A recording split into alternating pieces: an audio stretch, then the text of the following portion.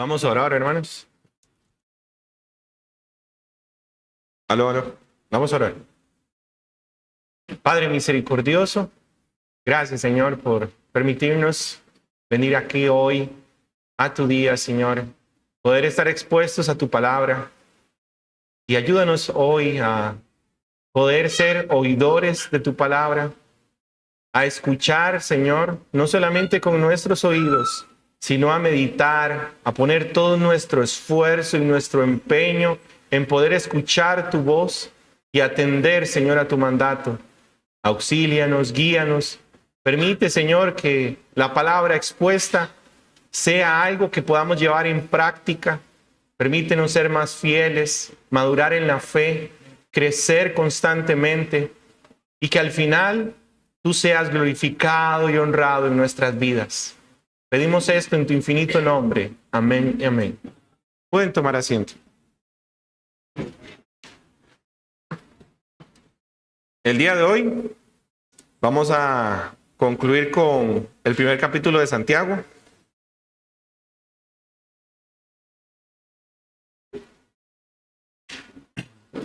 Pero considero oportuno detenernos un momento para explicar un aspecto importante y fundamental de la carta a Santiago.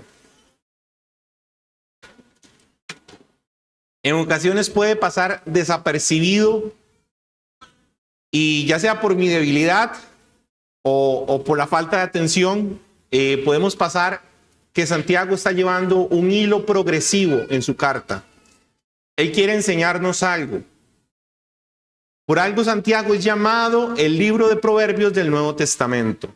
Al igual que Proverbios, esta carta no solo está cargada de doctrina, sino que insiste en cómo esta doctrina debe encarnarse en la vida práctica del creyente. Es decir, cómo poner en práctica la doctrina que Santiago nos está permitiendo entender. Entonces, no es una fe meramente teórica, sino que exige tener una fe viva. Voy a recapitular un poco para que puedan entender por qué es que hablo que existe un hilo progresivo en la carta de Santiago. Santiago 1 nos presentó la base de toda la vida cristiana. Cristo es el Señor y nosotros somos sus siervos. A partir de este fundamento, Santiago desarrolla un pensamiento progresivo. Además, establece la base para evitar que nuestro corazón dirija nuestros pensamientos. Santiago 1, del 2 al 8, se nos lleva a tener gozo en medio de las pruebas, porque Dios la usa para producir madurez espiritual. Sin embargo, estas pruebas no pueden interpretarse desde el corazón humano, sino desde el conocimiento de Dios. La sabiduría que necesitamos no nace de nosotros, debe ser pedida a Dios en fe. Santiago 1, del 9 al 11. Santiago dirige ahora la atención en la vida comunitaria de la iglesia. Ricos y pobres dentro de la iglesia. Ambos son llamados a gloriarse correctamente, a cuidar la intención del corazón con respecto a las riquezas. La verdadera identidad del creyente no está determinada por su condición económica, sino por su relación con Cristo. Santiago 1, del 12 al 18. Aquí Santiago aborda la realidad de la tentación. Santiago deja en claro que Dios no tienta a nadie y que el origen del pecado está en el corazón engañoso del hombre. La tentación se enfrenta no con excusas, sino con un conocimiento correcto de Dios y de nosotros mismos. Al observar este desarrollo, espero que pueda quedar un poco claro que Santiago nos está guiando a pensar correctamente y luego a vivir eficazmente. El énfasis es claro y lo voy a remarcar. El mayor enemigo del cristiano no está fuera de él, está dentro de él, su propio corazón. Nuestro corazón nos impide discernir la voluntad de Dios en las pruebas. Nuestro corazón nos inclina a la envidia y a las búsquedas desordenadas de riquezas. Nuestro corazón nos engaña, haciéndonos pensar que la tentación proviene de Dios o de otros. En resumen, el problema se reduce en dos grandes carencias. Nos falta conocer mejor a Dios y nos falta conocer mejor lo que Dios piensa de nosotros.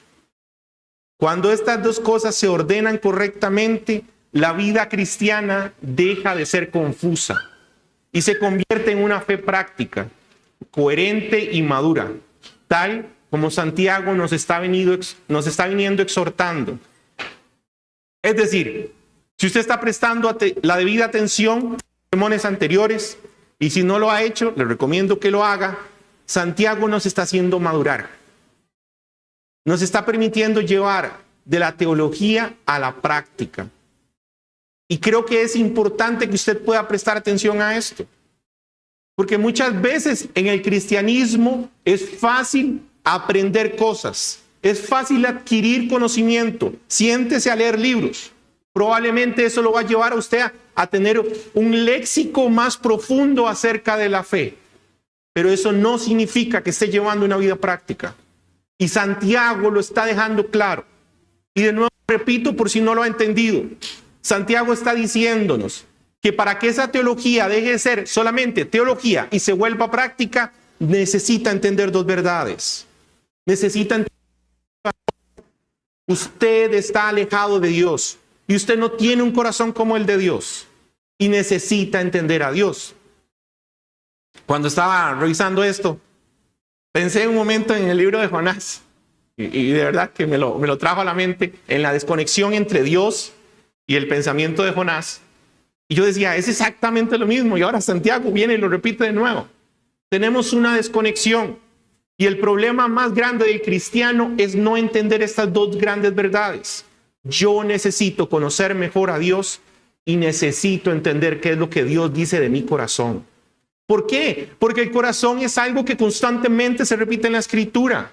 Nos dice claramente que hay un problema, que del corazón nace la idolatría, que del corazón nacen los malos pensamientos. Entonces hay una idea clara. Nosotros no estamos conectados con Dios. Y entonces la base fundamental para que nosotros podamos madurar en la fe es conocernos a nosotros mismos. No sé si lo han visto. Santiago empezó hablándonos acerca del gozo en medio de las pruebas. ¿Por qué yo no tengo gozo en medio de las pruebas?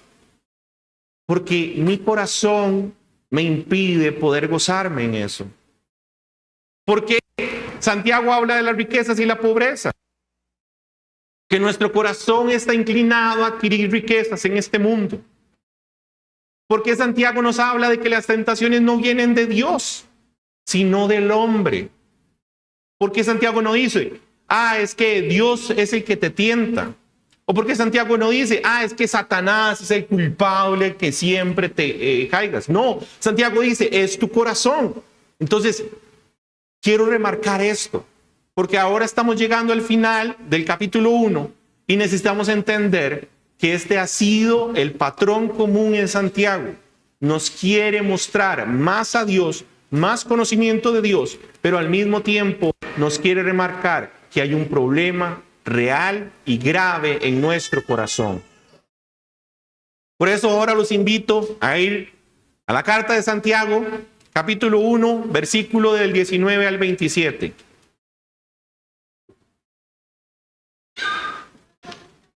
Sé que el texto es un poco largo, no lo podía dividir. Sentí que si lo dividía, me iban a hacer falta partes. Por eso voy a tratar de ser eficiente en la predicación de hoy y no extenderme demasiado. Nos dice, por esto, mis amados hermanos, todo hombre sea pronto para oír, tardo para hablar, tardo para irarse, porque la ira del hombre...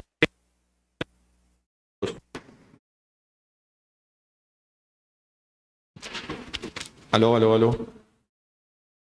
No obra en la justicia de Dios, por lo cual, desechando toda inmundicia y abundancia de malicia, recibid con mansedumbre la palabra implantada, la cual puede salvar vuestras almas. Pero sed hacedores de la palabra, y no tan solamente oidores, engañándoos a vosotros mismos. Porque si alguno es oidor de la palabra, pero no hacedor de ella, este es semejante al hombre que considera un espejo su rostro natural, porque en el Él se considera a sí mismo y se va, y luego olvida cómo era. Mas el que mira atentamente la perfecta ley, la de la libertad, y persevera en ella, no siendo oidor olvidadizo, sino hacedor de la obra, este será bienaventurado en lo que hace. Si alguno se cree religioso entre vosotros y no refrena su lengua, sino que engaña su corazón, la religión de tal es vana. La religión pura y sin mácula delante de Dios el Padre es esta: visita a los huérfanos, a las viudas en sus tribulaciones, y guárdese sin mancha del mundo. El primer versículo nos dice: por esto, mis amados hermanos, todo hombre sea pronto para oír, tardo para hablar, tardo para irarse. Los tres infinitivos que nos están hablando Santiago están coordinándose en un patrón. No son simples consejos, forman parte de la vida moldeada por la palabra implantada, que es el gran tema de la madurez cristiana. Santiago no busca cristianos simplemente informados, sino cristianos formados por la obediencia. Prontos para oír es el fundamento de la madurez cristiana. Ser pronto para oír no es una habilidad comunicativa, sino es una gracia. El creyente maduro es aquel que ha aprendido a colocarse bajo la autoridad de Dios y bajo la autoridad de los hermanos y el prójimo, reflejando el carácter de Cristo. Escuchar es un acto de humildad. Reconocemos que Dios habla primero y nosotros respondemos a su voz, no lo contrario. Este es el orden. Santiago establece un patrón: oír antes que hablar y hablar antes que airarse. Para combatir el autoengaño religioso, el que escucha la palabra se posiciona correctamente ante Dios. Y este es el acto que convierte en una de las herramientas por las cuales el Espíritu Santo mortifica el pecado remanente. Un ejemplo claro es el culto congregacional. Ser prontos para oír implica una disposición de escuchar atentamente, concentrado y sumiso a la palabra expuesta. La incapacidad de escuchar vuelve la predicación estéril. No se trata de sonidos entrando en los oídos, porque para nosotros puede aparentar que escuchar es eso, que yo estoy escuchando a alguien, pero no le estoy prestando atención. Cuando nos sentamos domingo a domingo acá, si usted está ahí sentado y aparenta escuchar, pero su mente está en otro lado, pensando otras cosas, usted hace que la predicación y la palabra sea estéril. ¿Por qué? Porque usted no está siendo exhortado por la palabra. Simplemente está dejando que sus pensamientos y sus ideas vuelen. Repito, el problema real es su corazón. Usted puede estar hoy aquí, puede estar sentado, es más, puede estar asintiendo con la cabeza lo que yo estoy diciendo, pero su mente está volando en otro lugar, está pensando cualquier otra cosa. Hace que la palabra sea estéril en su vida. ¿Cómo pretende usted que pueda madurar en la fe cuando usted hace ineficaz la palabra de Dios? Aprender a oír lo que nos está enseñando ahorita Santiago. Y a oír significa un compromiso de todo mi cuerpo. Cuando la palabra de Dios habla del corazón, no significa este órgano que está haciendo que corra la sangre. No, está hablando de algo más profundo. Cuando habla del corazón, está hablando de todo el ser del ser humano. Significa ahorita que si usted escucha, usted debería escuchar con el corazón. Debería estar atento a su voz. No a la mía es imperfecta y probablemente suena feo. He estado enfermo, entonces probablemente suena horrible. Pero es la palabra de Dios. Usted debería estar atento a escucharla con todas sus fuerzas, sus energías. Así como un día escuchó la palabra de Dios y fueron abiertos sus ojos y fue abierta su mente y pudo entender la gracia de Jesucristo. De igual manera, día a día, domingo a domingo, usted debería de estar atento con todas sus fuerzas a escuchar la palabra de Dios y no volverla algo estéril. Thomas Watson decía, la palabra leída no aprovecha si no es digerida. Si no aprendemos a digerir la palabra con gozo, amar, no solamente la predicación expuesta acá, usted debería día a día gozarse en leer la Escritura. Y ese debería ser un gozo, centrar todos sus pensamientos, todas sus ideas en escuchar la voz de Dios. Luego el texto nos dice, tardo para hablar. La lentitud para hablar no se limita en el control de la voz, sino en el silenciar la mente y el corazón. El creyente que interrumpe constantemente, que cree tener siempre la razón, literal o mentalmente, demuestra que aún es gobernado por su propio reino y cree que siempre tiene la razón. Hermanos, esto es bien interesante, porque usted puede encontrarse personas que probablemente usted le está dando un consejo y esa persona no dice absolutamente nada. Y usted piensa, este hombre está escuchando. Pero si su corazón y su mente están en otro lugar, Santiago lo que nos está diciendo es que ese corazón sigue siendo gobernado por el yo. Mi corazón sigue queriendo gobernarse a sí mismo y no acepta poder escuchar. La incapacidad de callar revela un problema profundo.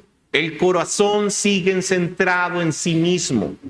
Santiago 1:19 implica un cambio de señorío, ser pronto para oír y tardo para hablar.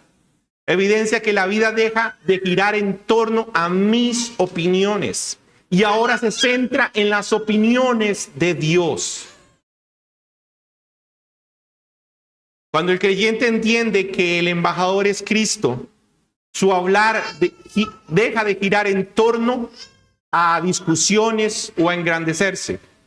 Y hablar representa fielmente a su reino. No se trata de demostrar qué tanto sé, sino qué tanto ha obrado Dios en mi vida. No se trata de demostrar cómo yo logré esto, sino cómo Dios me sacó del barro de lo profundo, cómo Él es exaltado y yo soy humillado. El texto luego dice, tardo para irarse. La ira pecaminosa surge cuando el creyente responde desde la carne y no desde la palabra implantada. Por eso, la lentitud para la ira no es una mera característica, sino un fruto del Espíritu, donde el Espíritu ha gobernado la lengua y ha gobernado el corazón. La ira humana revela una falsa soberanía. Reacciones con violencia emocional cuando algo irrumpe en nuestros planes personales, muestra nuevamente quién es el que está gobernando en su corazón. Es decir, que cuando usted tiene un acto de ira, al final lo que está demostrando es que quien gobierna su corazón sigue siendo usted. ¿Por qué? Porque la ira es una manifestación de que algo no sale como yo quiero que salga. Y esa es la única razón. No existe otro motivo. Existe una ira santa. Y sabemos que el único que ha tenido la ira santa es Cristo. De en adelante, todos nosotros, la manifestación de la ira simplemente es porque no salen los planes como yo quiero que salgan. Y eso demuestra que mi corazón sigue siendo gobernado por mí y no por Dios. Esto es lo más duro de enfrentar, que la ira es una manifestación de que aún hay partes en mi corazón que no han sido entregadas a Dios. Aún yo sigo reinando. La secuencia de Santiago es clara. Escuchar bien, hablar sabiamente, hace que reaccionemos sanamente. Cuando usted aprende a escuchar atentamente la voz de Dios, cuando usted aprende a hablar conforme a lo que Dios quiere, el resultado es que usted deja de tener ira. Y esa es la razón. Y me gustaría decir que yo no he actuado nunca con ira, pero la realidad no es esa. Yo no sé, en especial los padres, en algún momento nuestros hijos llegan a sacarnos de ira.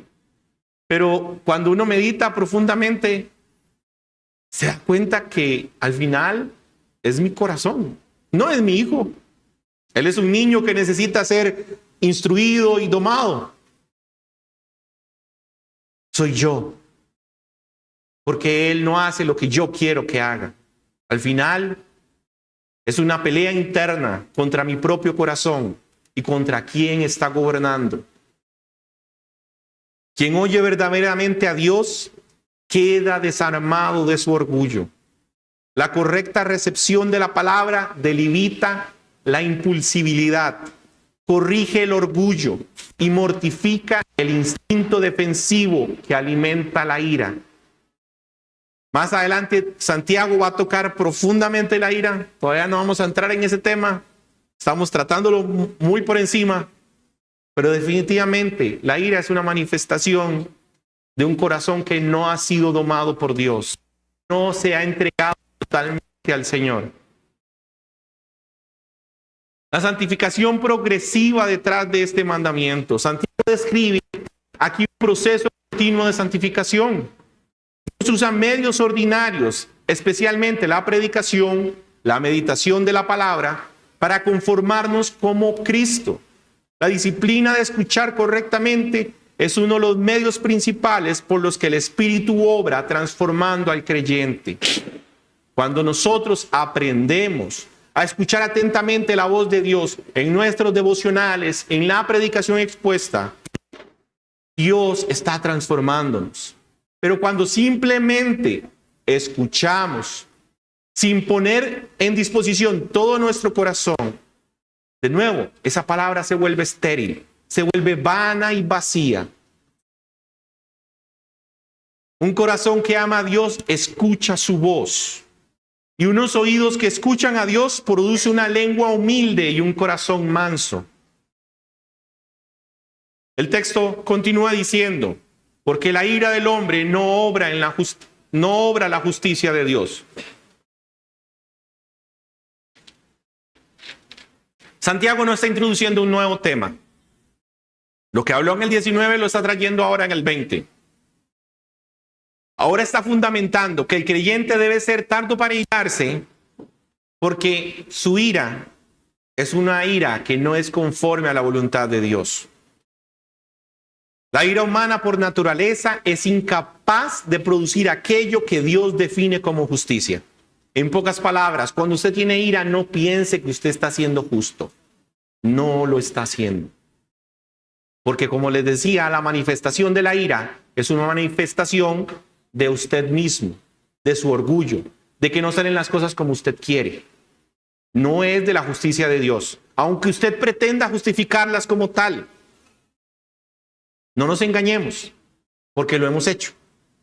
Sería mentir pensar que en algún momento tengamos ira y hasta tratamos de justificar esa ira con pensamientos piadosos. No, hermano.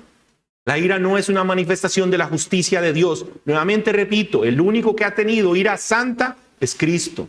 Usted y yo no podemos tener ira santa porque nuestro corazón aún es gobernado por el pecado. La declaración es absoluta.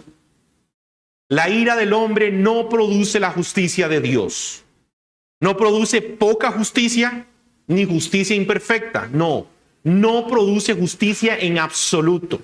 Es decir, cuando usted tiene ira, no piense que hay algo en esa ira que fue bueno. No, todo fue malo.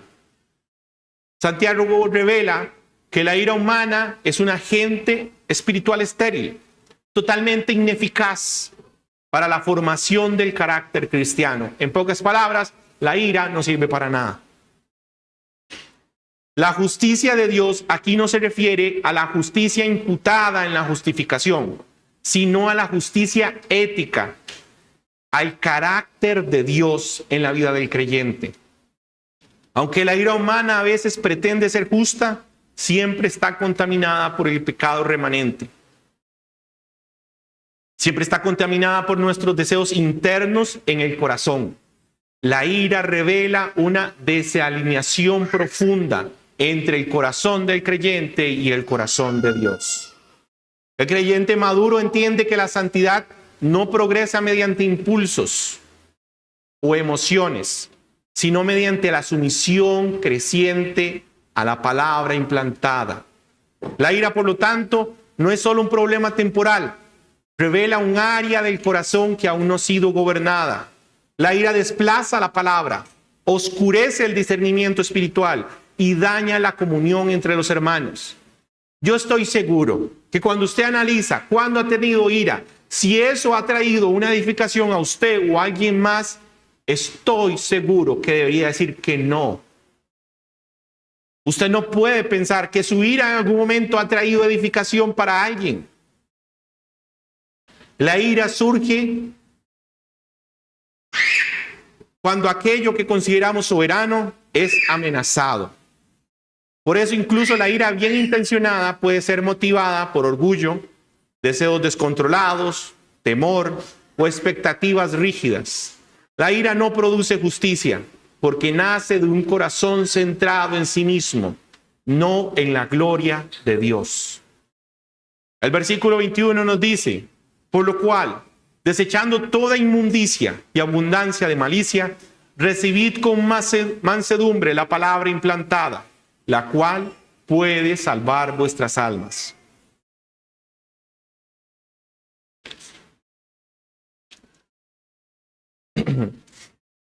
El participio, habiendo desechado, indica una acción decisiva.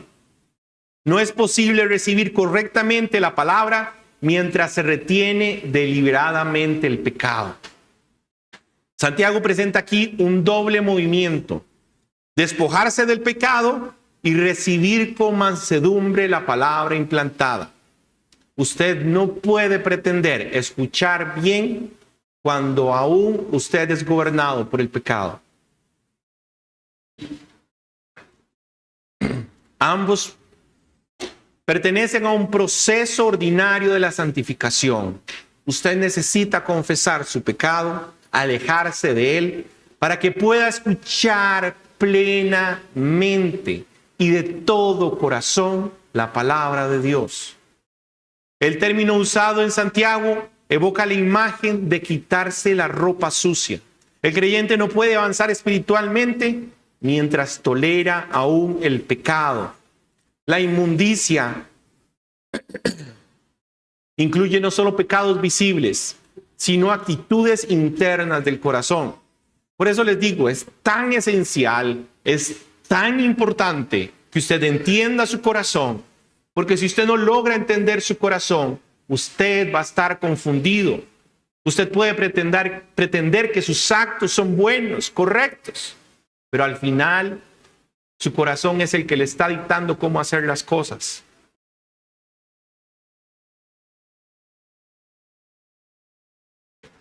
La santificación exige un acto consciente y deliberado de abandonar aquello que está influenciando su corazón. La palabra que regeneró al creyente es la misma que continúa salvándolo, no en términos de justificación inicial, sino en perseveración.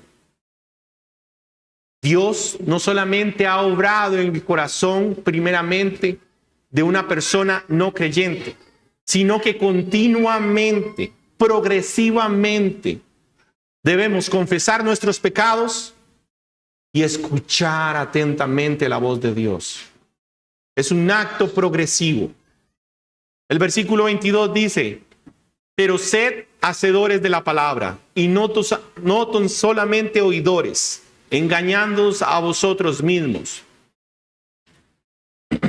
El versículo inicia con un verbo griego, pero sed, o llegando a ser, que expresa un proceso continuo de santificación. No es un estado instantáneo. Santiago nos ordena simplemente sean, no dice sean, sino sed, o llegando a ser, que sería una traducción más correcta. Como si fuese algo que continuamente tiene que estar siendo remarcada en la vida del creyente, mostrando que la madurez cristiana se desarrolla en la travesía progresiva de este acto. Este proceso fluye directamente de la dinámica constante. La palabra implantada debe producir una vida transformada. Constantemente la palabra de Dios tiene que transformarnos. Santiago utiliza la frase hacedores de la palabra, lo cual implica mucho más que acciones aisladas. Describe a quienes convierten la verdad en un estilo de vida, integrándolo en su ética, en sus decisiones, en sus relaciones y en sus prioridades. Cuando un creyente realmente entiende y aprende a ser gobernado por la palabra, instintivamente su vida, sus acciones, su estilo de vida, sus prioridades están siendo gobernadas por Dios y no por su corazón. Por contraste, solo oidores era una expresión conocida para referirse a los oyentes pasivos, que escuchaban o disfrutaban escuchar, pero no asumían ningún compromiso. Santiago denuncia esa religiosidad que le gusta venir y escuchar, pero no le gusta actuar. Y lastimosamente muchas veces estamos llenos de eso. No sé cuántas veces hemos escuchado a muchos hermanos, tanto acá como en los lagos, que se reproducía sermón escuchado, sermón olvidado. Eso significa que no pusimos en práctica lo que el Señor nos está dando en su palabra. No pretendamos entonces poder dar frutos cuando simplemente olvidamos lo que Dios está hablando. Luego dice, engañándoos, sacándose conclusiones equivocadas o engañándose a sí mismos. No habla de la ignorancia doctrinal, sino del autoengaño religioso. La persona se convence de que tiene espiritualidad real solo porque oye la palabra. Y esto es muy duro, porque muchos hoy aquí pueden estar siendo ese tipo de personas que se sientan, escuchan, pero solo escuchan. Se están autoengañando. Escuchar sin obedecer es infértil. Santiago afirma que es destructivo porque genera una ilusión espiritual que adormece la conciencia. Cuando usted viene aquí domingo a domingo y simplemente escucha y no actúa, al final simplemente está haciendo una desobediencia. Usted está aguardando una apariencia. Y de nuevo, yo sé que no somos Cristo para conocer el corazón, pero definitivamente si Él estuviera acá y pudiese revisar y examinar todos nuestros corazones, sabría que muchos de nosotros hemos sido solo oidores, nunca hacedores. Quienes están unidos a Cristo son real y personalmente santificados por su palabra y espíritu. La obediencia no es la raíz de la justificación, sino el fruto de la misma. Santiago coincide. La palabra implantada produce obediencia, así como una semilla viva produce fruto. Los puritanos describen esto como fides viva o la fe viva, que obra, lucha, persevera y obedece. Una fe inactiva es una contradicción espiritual. Si usted está hoy aquí y usted no vive el evangelio realmente, al final no vive absolutamente nada. El versículo 23 dice, porque si alguno es oidor de la palabra y no hacedor de ella, este es semejante al hombre que considera en un espejo su rostro natural. El versículo inicia diciendo, porque, indicando que Santiago está continuando lo que acaba de decir en versículos anteriores. La advertencia del versículo 22. Sí, el 22 se expone el autoengaño espiritual en quienes se limitan a oír pero no a ser hacedores. Ahora el 23 explica por qué ocurre tal engaño. Escuchar sin obedecer es como mirarse en un espejo y luego actuar como si nada hubiese visto. Santiago introduce aquí la primera imagen ilustrativa, el espejo. En el mundo antiguo, los espejos eran de metal pulido, reflejando con poca eficiencia el rostro de una persona. Pero requería una intención más importante. Es decir, no me acercaba como los espejos de hoy. Yo veo en el espejo y puedo ver cada uno de mis defectos. Están claros, son notorios. En el mundo antiguo no era así, era un metal pulido. Entonces tenía que acercarme con mayor intención para ver mi rostro. Eso significaba hacer un acto más profundo. Santiago nos está diciendo que si usted hace eso, usted debería de poder ver más sus defectos y profundizar más en usted, en lo que la palabra implantada está obrando en su vida.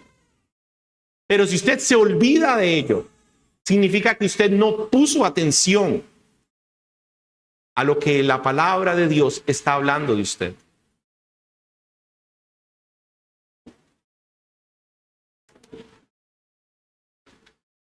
El texto nos dice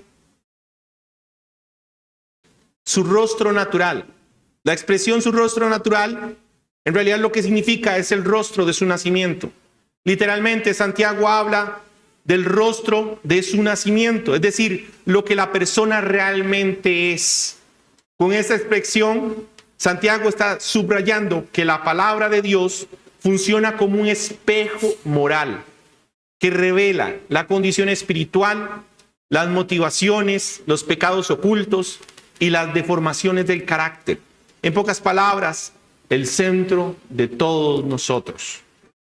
La palabra de Dios es el espejo que revela el rostro natural de nosotros, no el autoengaño, no la falsedad que usted puede venir a aparentar acá, sino lo que usted realmente es. Delante de la palabra de Dios, no hay excusas que nuestro corazón pueda hacer. Ellos revelan todo lo que somos. Y Santiago lo ha venido diciendo. Les recuerdo, Santiago nos dijo que no interpretamos bien el gozo en las pruebas, que somos avariciosos, que el pecado lo hacemos porque nosotros nos tentamos a nosotros mismos.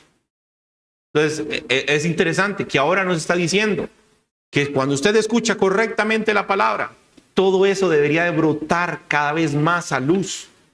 Usted debería dejar de desmentirse a usted mismo.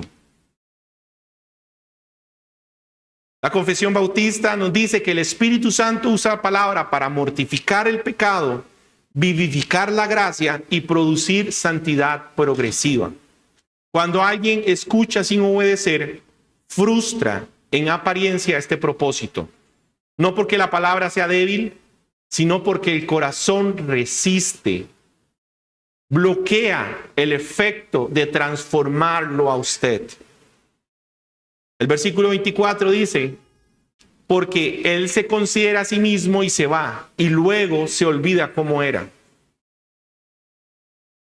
Santiago continúa la escena del espejo. Ese hombre que se está mirando, la palabra de Dios le está revelando quién es, y luego se aleja y olvida esa palabra. Dice que se observa la descripción de la reacción que debería tener esa persona. Observa, se marcha y olvida. El énfasis de Santiago está en esa progresión del alma que escucha sin obedecer. El verbo griego olvidó no describe un problema de memoria, sino un desinterés moral. Olvidar la verdad de Dios es un acto de negligencia espiritual. No significa incapacidad, sino la falta de valorar la palabra de Dios. El individuo no guarda su corazón, por lo tanto, tampoco puede guardar la palabra. Es aquella persona que simplemente escucha la palabra y ha decidido que no es de total importancia para su alma. Y eso demuestra también la condición de tal persona. Hermanos, si usted está hoy aquí y usted no puede escuchar atentamente la voz de Dios, existe un desinterés en su corazón, también está mostrando qué es lo que hay en su corazón. Y repito nuevamente, está mostrando quién gobierna. Porque usted está mostrando un desinterés de Dios. Así el hombre del versículo 24 no solamente falla en obedecer, falla en atesorar la ley de Dios, sino que la palabra ha expuesto su condición, pero él permite que esa verdad se desvanezca, no deje ninguna huella. En pocas palabras, usted vino hoy acá, se le habló el problema de su corazón, se le habló que usted tiene aún alguien que está gobernando en usted, y usted olvida esa palabra. Es totalmente ineficaz. No dejó ninguna huella en usted. No le permitió reflexionar en ella. Este hombre vivió, pero hubo ceguera, hubo ignorancia. El problema es que después de ver claramente se marcha y al distanciarse permite que la verdad no se implante en su corazón. El corazón humano tiende a olvidar la ley de Dios, sus misericordias y sus advertencias. No es una amnesia, es un acto por el cual el alma está priorizando otras cosas por encima de la palabra de Dios. Es decir, es un problema real del corazón, porque aún hay alguien que está gobernando y no es Dios. El olvido no es meramente involuntario, sino un acto del corazón, que elige los deseos temporales, que elige los placeres de este mundo en lugar de la voluntad de Dios. Donde el corazón está prefiriendo el confort de este mundo, los placeres de este mundo, que someterse a la soberanía de Dios. El olvido espiritual es una forma práctica de abandonar la verdad. El versículo 5 nos dice: mas el que mira atentamente en la ley perfecta, la de la libertad, y persevera en ella, oidor olvidadizo, sino hacedor de la obra, este será bienaventurado en todo lo que hace. Santiago 1:25 nos presenta el contraste. Ya nos presentó aquellos hombres que simplemente escuchan, pero no son hacedores. Ahora nos presenta a aquellos que sí son hacedores de la palabra. Aquellos que sí miran atentamente. Aquellos que entienden su pecado y su corazón. Y que ahora quieren obrar según el gobierno de Dios. El versículo inicia con el verbo griego atentamente, que significa esa inclinación para mirar. Les recuerdo la ilustración. En el mundo antiguo los espejos había que acercarse y mirar más intensivamente. Eso es lo que nos está recordando Santiago. Nosotros debemos ser ese tipo de hombres que se acercan a la palabra, que quieren escuchar con atención y que esa palabra va a impactar sus corazones. Esa palabra muestra un corazón que se acerca a la palabra con hambre, una voluntad que se inclina a su corazón y una mente que desea comprender y obedecer a ese Dios que ama. Santiago presenta aquí el primer rasgo del discípulo genuino: atención espiritual a la palabra de Dios.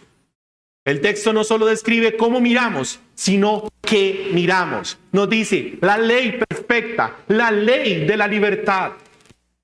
Este título incluye dos afirmaciones profundas. La ley perfecta no significa que la ley moral sea sin defectos. Eso ya se asume. Ya estamos claros que la ley es perfecta, es inerrante. El pasaje lo que quiere decir es que la ley es completa, plenamente adecuado para el propósito del hombre. para hacernos crecer. No existe nada en la ley de Dios, no existe nada en la palabra de Dios que no sea para nosotros, hermano. Esa ley es perfecta, completa, plenamente preparado para hacer crecer a nuestras vidas, para santificarnos, para acercarnos más a Dios, para conocerlo más íntimamente. Luego nos dice la ley de la libertad. No porque nos libere de obedecer, sino porque nos capacita para obedecer. Esta expresión se refiere a que la ley moral escrita en el corazón bajo el pacto de gracia. Jeremías 31:33. Porque Dios nos prometió que esa ley ya no solamente va a estar escrita en unas tablas, sino que va a estar escrita en nuestros corazones. La ley que antes condenaba, ahora guía, transforma, libera del poder del pecado y capacita para una obediencia gozosa en Dios. La libertad cristiana no es una autonomía, sino la liberación del pecado para obedecer con deleite a aquel que nos liberó. Esta libertad solo es cumplida en Cristo, nuestro libertador. Ted Tripp dice: la libertad cristiana consiste en poder obedecer lo que antes el pecado impedía obedecer. Santiago continúa con el verbo permanecer, que significa quedarse, mantenerse, continuar. La clave no es solo mirar, sino seguir mirando. No se trata de que un día escuché la voz de Dios y luego dejé de escucharlo. Santiago lo que nos está diciendo es que si un día usted con gozo apreció la palabra de Dios, usted tiene que seguir escuchando. La transformación espiritual no brota de exposiciones esporádicas, sino de una perseverancia constante. La mirada del discípulo no es momentánea, sino continúa todos los días, cada instante, cada mañana, cada noche. Una mirada continua en Dios. Yo no sé si les ha pasado. Deje de leer usted un día la Biblia. Deje de meditar profundamente en ella. Y hermano, usted va a poder ver cómo brota su pecado de la manera más atroz posible. Pero ahora haga lo opuesto. Medite lo más que pueda un día en la palabra de Dios. Saque el tiempo para meditar, para aprender. Y usted verá cómo ese día Dios es glorificado. Por eso, el contraste de un verdadero creyente es que no solo mira, continúa mirando. Aquel que en el versículo anterior leíamos aquel que ve, pero se va. Ahora leemos aquel que está viendo y se queda.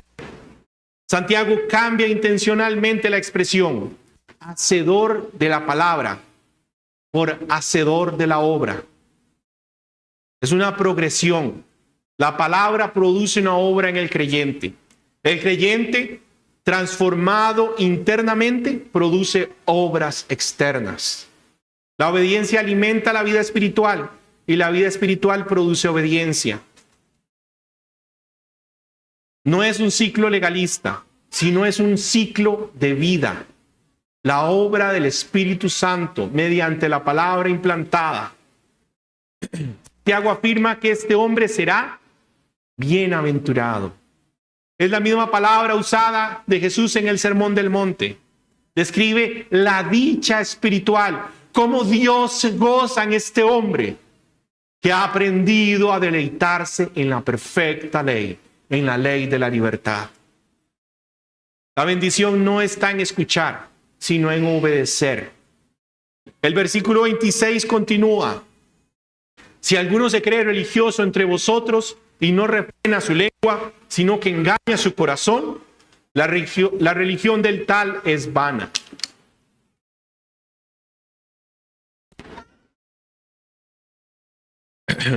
Santiago ahora produce un diagnóstico espiritual.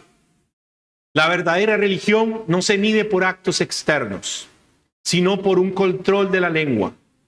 El versículo funciona como un puente entre la enseñanza general sobre el autoengaño que estábamos escuchando y el desarrollo extenso sobre la lengua que vamos a ver en el capítulo 3. La palabra griega religioso se refiere a quienes aparentan actos externos de devoción, rituales, palabras piadosas, asistencia visible, participación formal. No describe la verdadera piedad, sino la experiencia espiritual.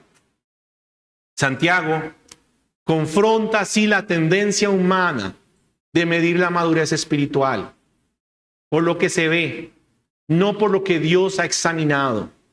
La religiosidad externa puede ser impresionante, pero no necesariamente transforma.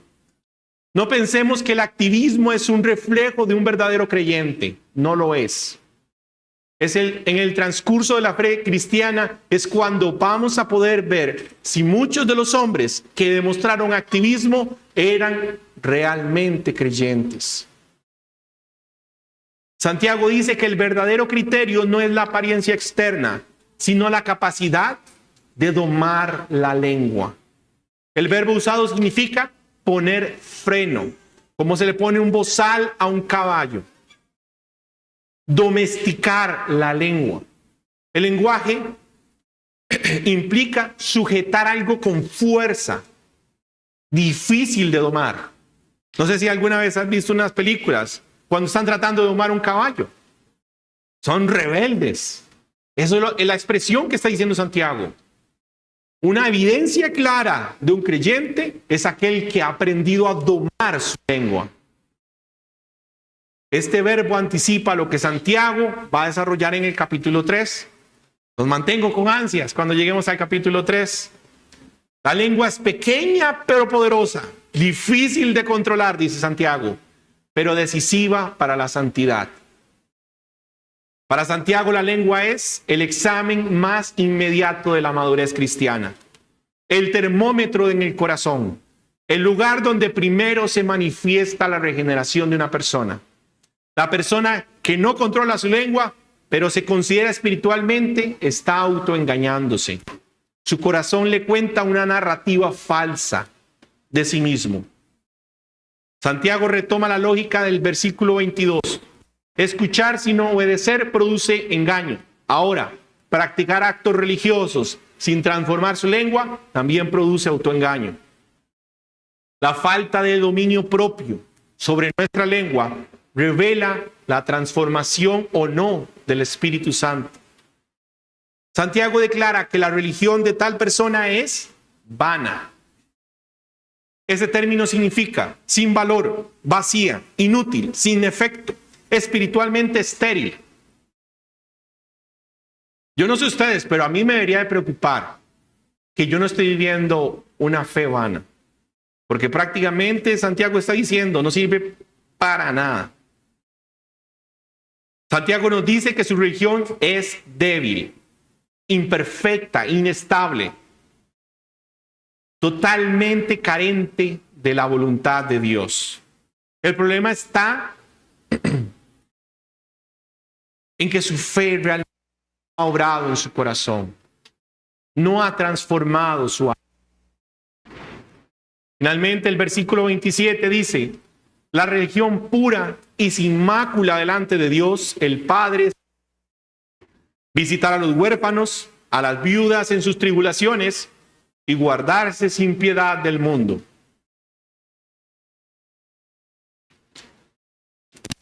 Santiago está siendo demasiado claro, porque muy pocos textos nos dicen la parte negativa y la positiva. Y Santiago lo está dejando claro. No quiere que hayan dudas. Ya nos habló de la religión vana. Ya nos habló de esos oidores olvidadizos. Y ahora nos habla lo que realmente es la piedad. Santiago concluye enseñando cuál es la religión verdadera. El versículo 26 desmanteló qué es una religión falsa. Ahora define cuál es la auténtica desde la perspectiva del Padre. Su énfasis no está en rituales ni en disciplinas externas, sino en dos expresiones inseparables de la piedad: compasión activa y pureza moral. Dos palabras intensas: limpia o pura, no contaminada, sin mezcla, sin mácula, sin mancha moral o ritual, íntegra ante Dios. Lo central aquí es que Santiago describe la religión que Dios realmente aprueba, no la que los hombres premian, no lo que los hombres reconozcan. Probablemente, y estoy seguro, hermanos, que muchos de los que ya llevamos un poco más de tiempo en este camino, nos hemos equivocado con muchas personas. Las hemos visto su apariencia, hemos visto sus actos y pensábamos que eran creyentes. Pero la evidencia demostró que no lo eran, porque somos hombres y somos falibles.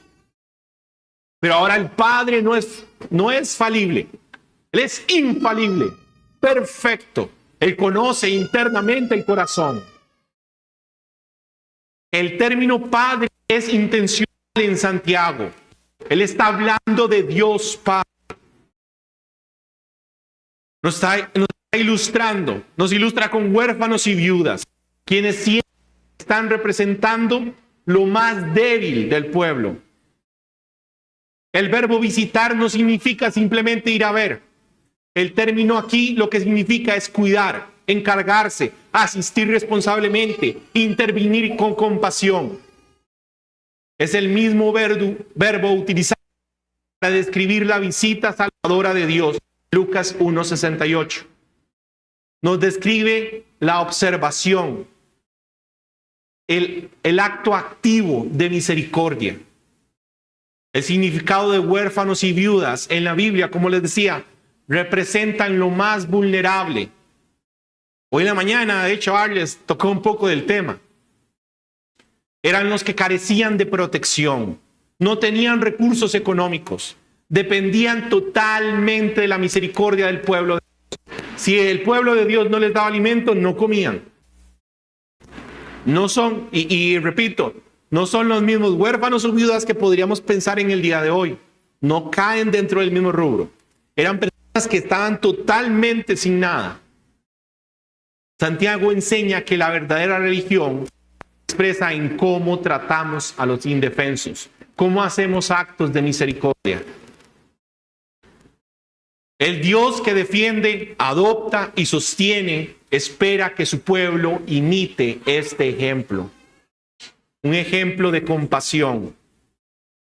El segundo verbo, guardar, vigilar, proteger, señala la vigilancia moral del creyente.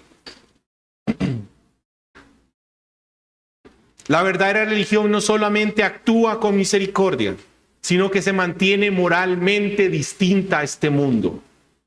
No basta con amar a los vulnerables, también se requiere rechazar la contaminación moral de este mundo. Santiago une así dos dimensiones: compasión activa y pureza moral. Sin compasión, la pureza se vuelve legalismo. Sin pureza, la compasión se vuelve humanismo. La verdadera religión tiene ambas.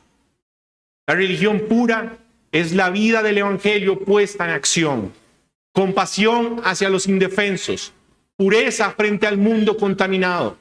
Así reconoce al verdadero discípulo de Cristo. Hermanos, Santiago ha sido claro. Nos ha mostrado que hay en nuestro corazón, pero también nos ha mostrado lo que hay en el corazón de Dios. Y ahora nos dice, nos invita plenamente a que usted se examine, vea su condición y a través de ello entienda qué es realmente ser un discípulo de Cristo.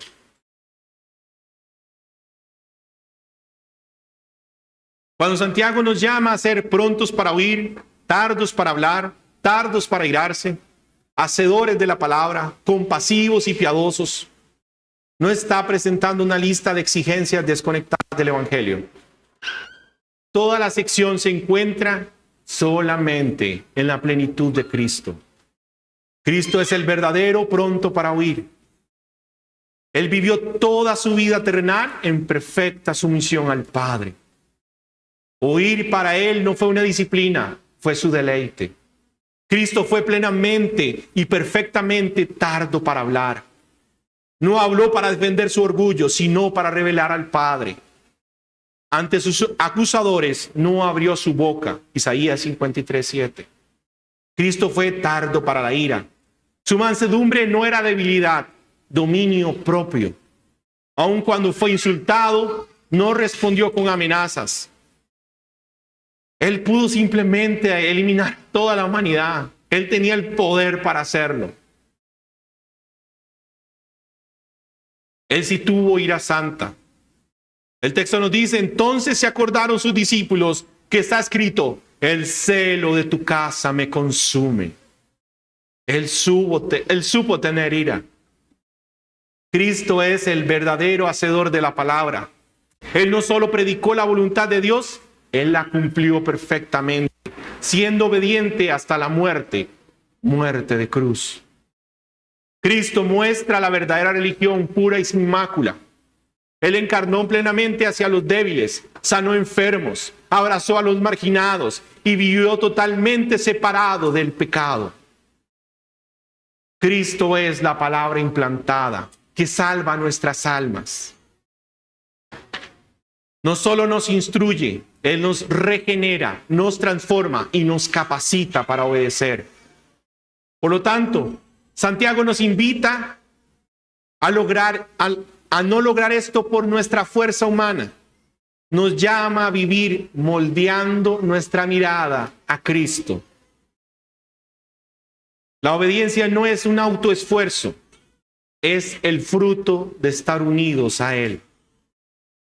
Hermanos, Santiago nos está formando como una comunidad que debe pensar correctamente para vivir según la palabra implantada.